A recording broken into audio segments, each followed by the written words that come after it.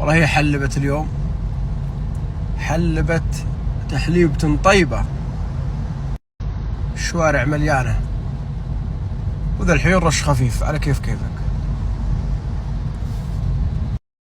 على طاري لفظ حلبت، يعني أقول حلبت تحليبة طيبة، حلبت من الحليب. ترى سبحان الله عملية إنزال المطر مثل عملية الحلب.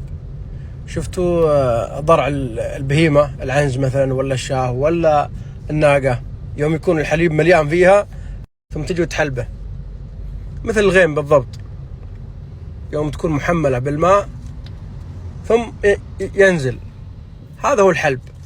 ولذلك الناس يقولون حلبت. هذه من الألفاظ المستخدمة عندنا.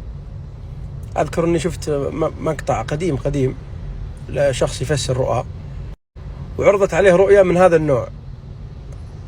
يقول صاحب الرؤيا أني رأيت أن فيه حليب ينزل من السماء إلى أن امتلأ الحي عندنا، حيه اللي هو ساكن فيه فعلا، إلى أن امتلأ الحي اللي عندنا حليب.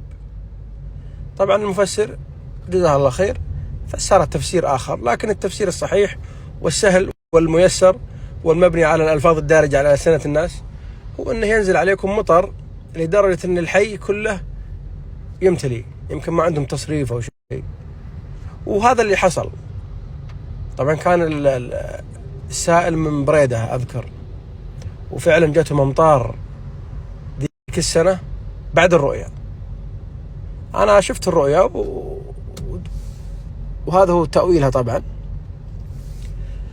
في ناس يقول لك الحليب خير لأنه فطرة، يعني يجيب بعض الأحاديث حلو، لكن المعنى هذا غير مناسب لهذه الرؤيا.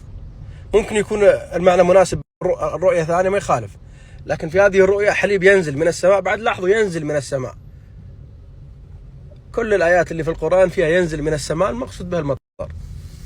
وأما الحليب فهذا من الألفاظ الدارجة على ألسنة الناس، يقول لك حلبت.